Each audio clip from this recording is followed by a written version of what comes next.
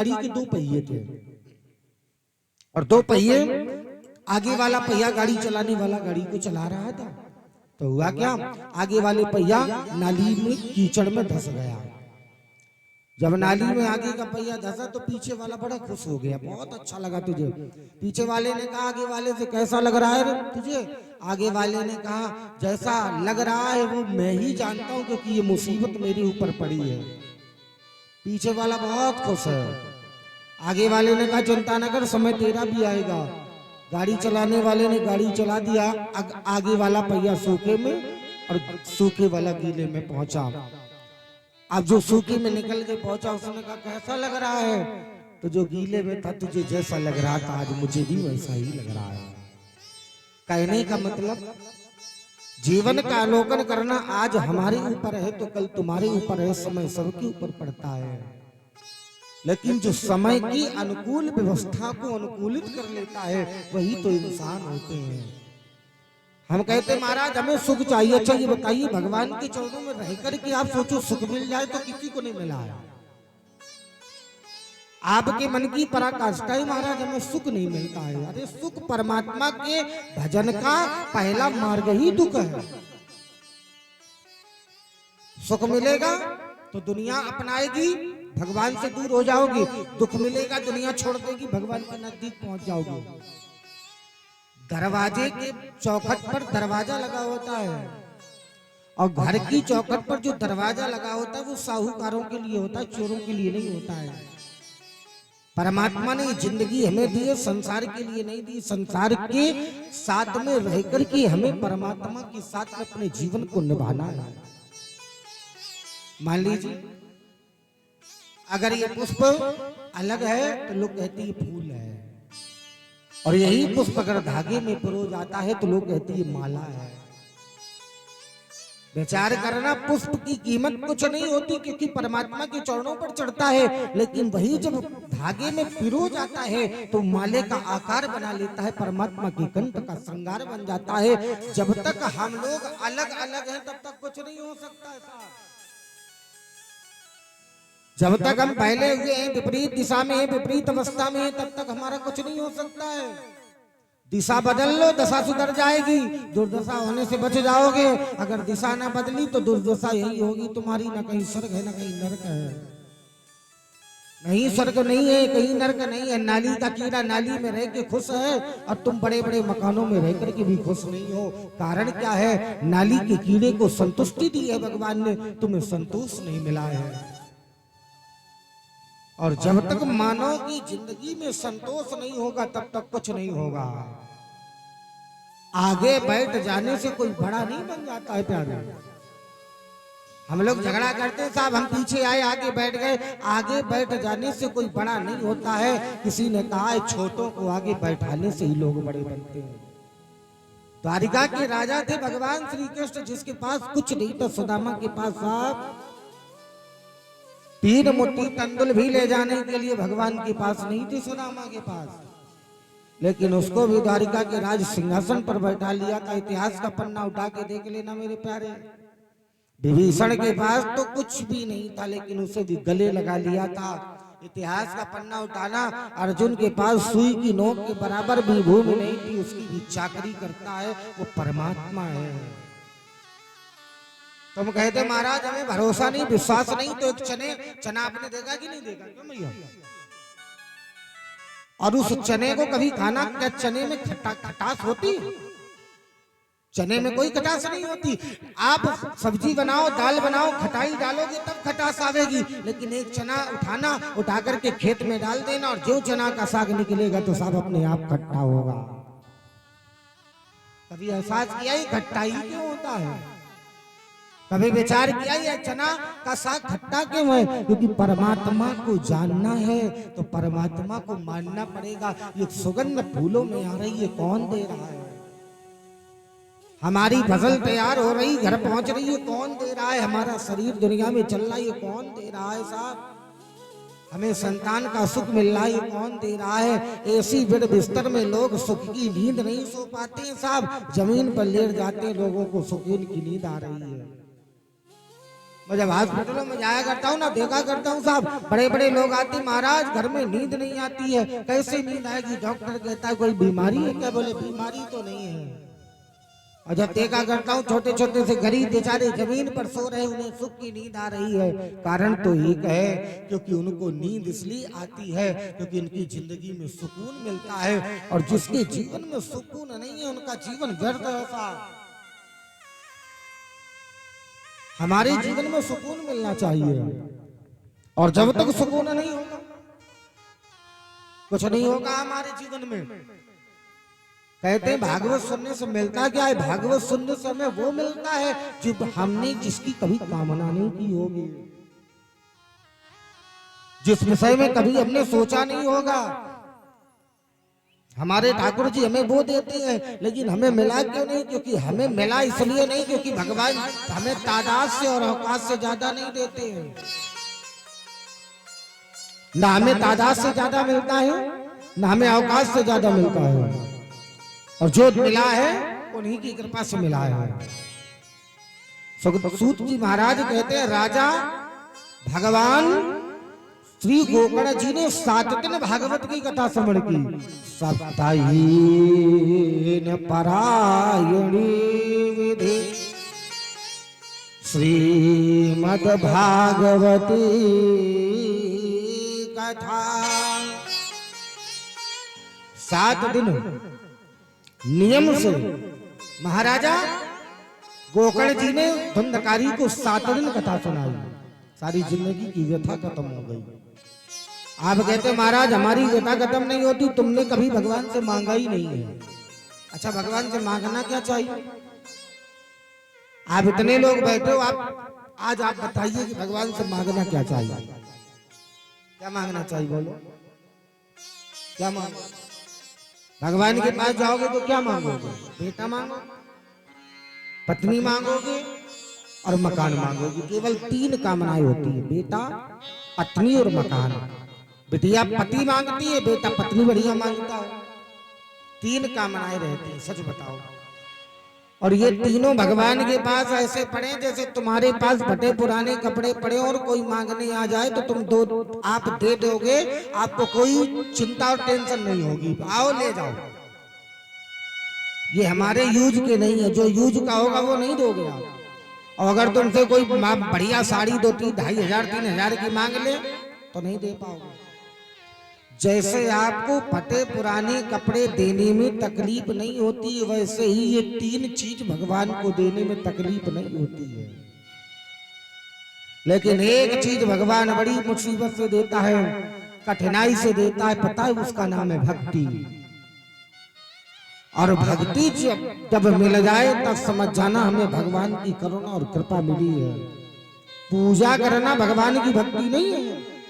हमने 4 अगरबत्ती लगा दी, भोले बाबा के मंदिर में जाकर के सिर झुका दिया, ये अगरबत्ती लगाने की पूजा नहीं है। हमारे हृदय में दूसरों के प्रति सेवा का भाव कितना अच्छा है। हमारे हृदय में गरीबों के प्रति भाव कितना अच्छा है। हमारे हृदय में जीव जंतुओं के प्रति भाव कितना अच्छा है। ये हमारे विषय में विशेषता होनी चाहिए।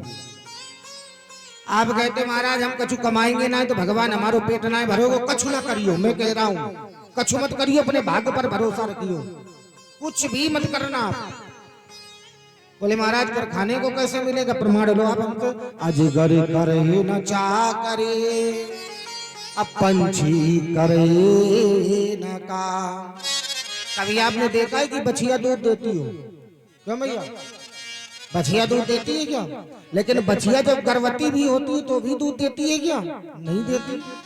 लेकिन जैसे ही उस बछिया का जन्म गैया के रूप में परिवर्तित होता है, उस बछिया के गर्भ से बछड़े का जन्म होता है और वो बछिया गैया बनती है, वैसे ही गैया मैया के आंचल में दूध भर जाता है। क्यों? क्योंकि परमात्मा वो जानता है कि इस बछड़े के पेट को भरना मेरा कर्तव्य है। इसलिए परमात्मा जब दात नहीं तब दूध दियो, और जब दांत दी कछु और दियो। अरे भैया जब दांत नहीं थे तब दूध दे दिया, दिया कि नहीं दिया? और जब दांत दिए तो कुछ और व्यवस्था करेगा। भाग्य पर भरोसा रखना, तुम्हें वही मिलेगा। भाग्य पर भरोसा रखना, तुमको वही मिलेगा। अगर भाग्य पर भरोसा नहीं होगा तो तुम कहीं भी दौड़ते रहना, अगर तुम्हारी किस्मत में नहीं है तो आने के बाद हाथों से चला जाएगा। बहुत से लोग होते, महाराज पैसा जोड़ जोड़ के इकट्ठा कर लिया, मैनपुरी में मकान बनवाऊंगा। महाराज अब तो मकान बन जाएगा। हमने कहा ठीक है। कुछ दिन के बाद देवी जी बीमार हो गई, किडनी फेल हो गई, लखनऊ पहुंचा, पीजीआई में डॉक्टरों ने कह दिया 18 लाख का खर्चा है, किडनी को ट्रांसप्लांट करना पड़ेगा। पत्नी ने कहा क्या करें? पति ने कहा 18 लाख तो मकान का है। पत्नी ने कहा तो फिर लगाओ किडनी में। मकान का पैसा चला गया किडनी में, आने के बाद भी नहीं हो पाया। अगर जीवन में नहीं लिखा है तो फिर कभी नहीं मिलेगा साहब। भाग्य पर भरोसा करना, किस्मत पर विश्वास रखना। परमात्मा अगर सदैव तुम्हारे साथ है तो तुम्हारी कभी हार नहीं होगी, हमेशा तुम्हारी विजय होगी। अच्छा, हारते कौन? कभी जिंदगी में हारना, लेकिन उस हार को उपहार में परिवर्तित कर लेना ही मानव का जीवन है। सोना चाहे कितना भी छोटा हो लेकिन सुनार उसकी कीमत जानता है। भक्त चाहे कितना भी छोटा हो लेकिन परमात्मा ही उसकी औकात और कीमत जानता है। हम भगवान के पास बैठ जाएं इसका मतलब ये नहीं है, लेकिन परमात्मा हमारे हृदय में, उनके नाम का कीर्तन कितना हृदय में बस रहा है, ये बस हमें विचार करने की आवश्यकता है। हमारे मन में विश्वास, और देखिए नाम उन्हीं का होता। अभी मैं कथा करके हरदोई जिला में आया, हरदोई जिले में कथा में कह के आया। इतना अच्छा परिवार था, वो ठाकुर परिवार था। कैमरे भैया, कैमरा वाला गया था वहां पे। इतना अच्छा वो ठाकुर परिवार था, अगर सुनना होगा लाइव के माध्यम से तो इतना अच्छा वो परिवार था। अगर कभी कभी हम कह भी देते थे भैया ऐसा मत करो, ज्यादा व्यवस्था की नहीं, बोले महाराज 4-6 दिन के लिए आप आए हो, उसमें भी सबकी हमें व्यवस्था कर लेने दो।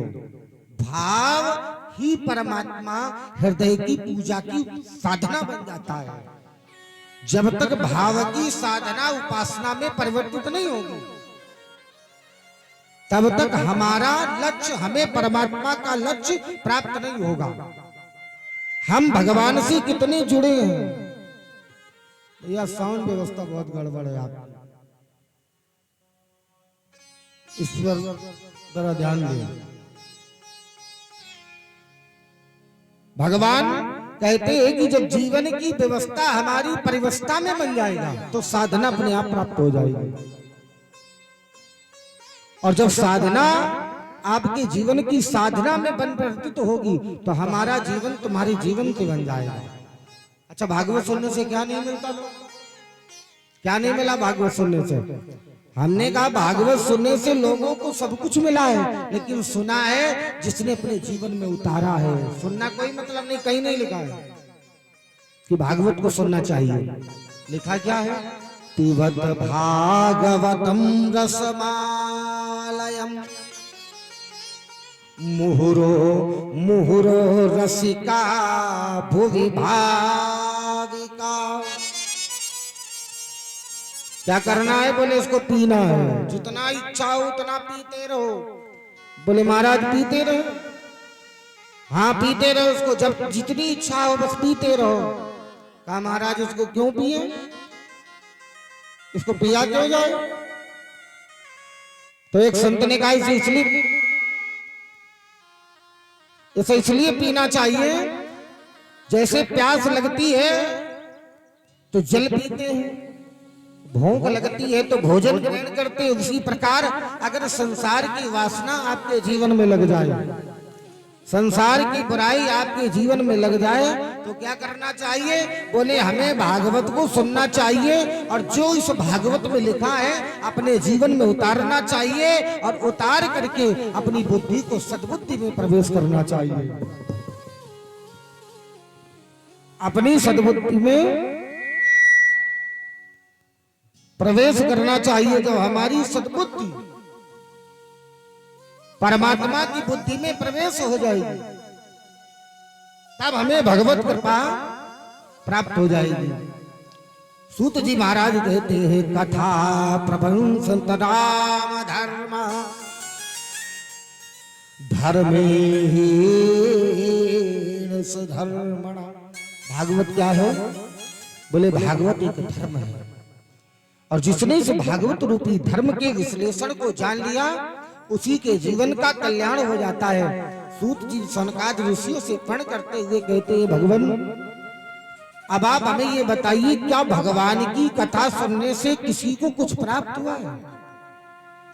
क्या ठाकुर जी का अभिषेक करने से किसी जीव के जीवन में कुछ प्राप्त हुआ है? कहाँ प्राप्त हुआ है? किसको प्राप्त हुआ है?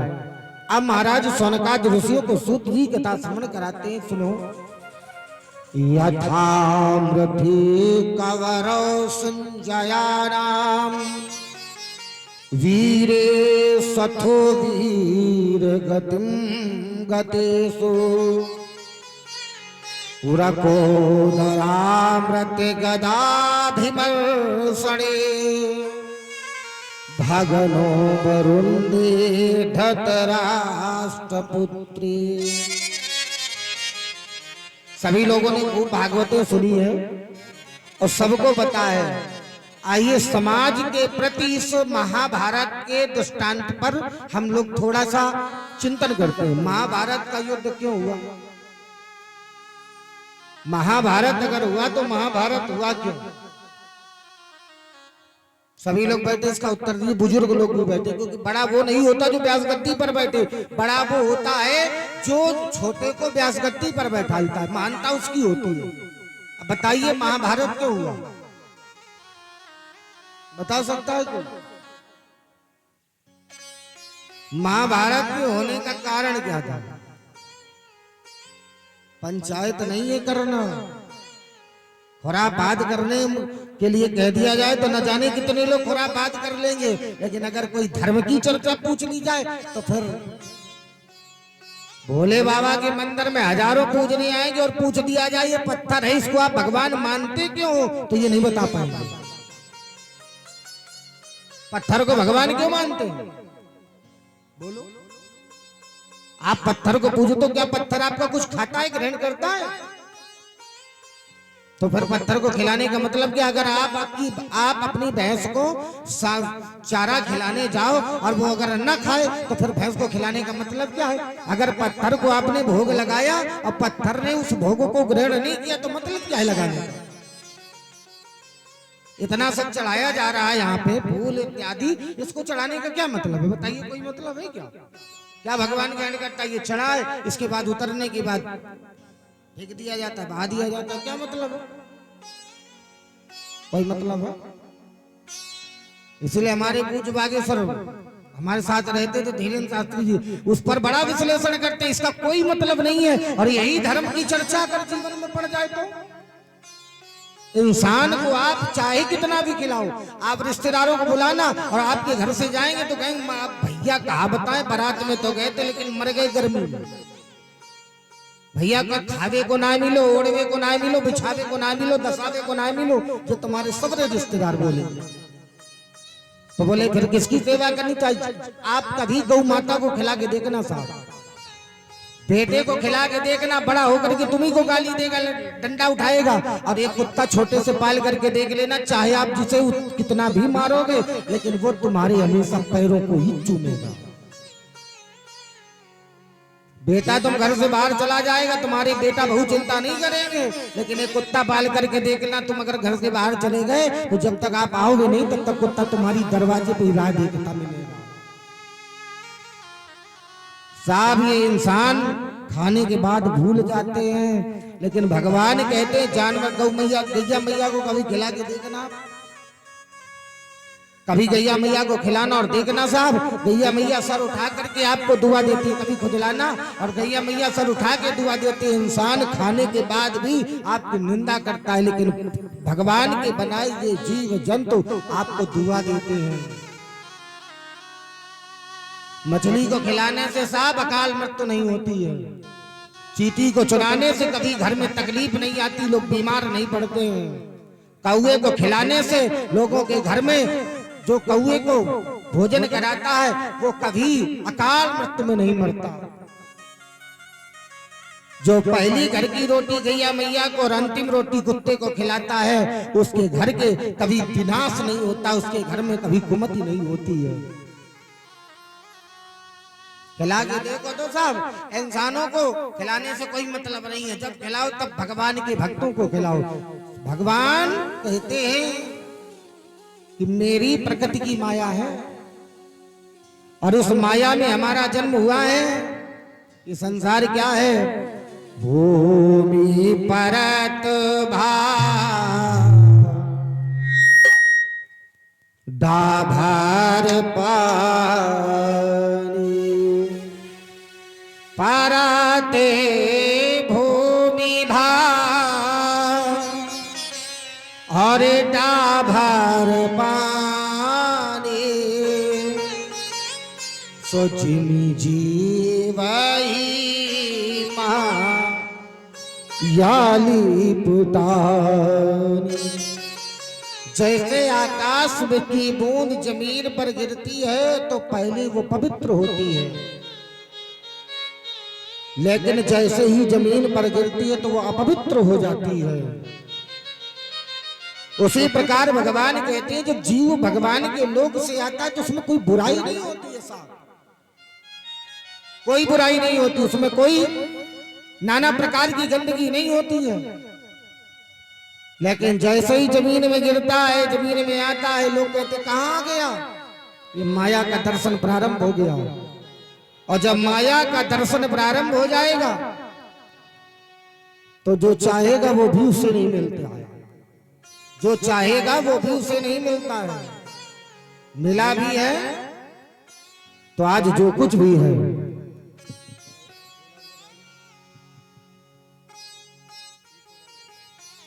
आज जो मिला भी है ये सब उसी की कृपा है। अगर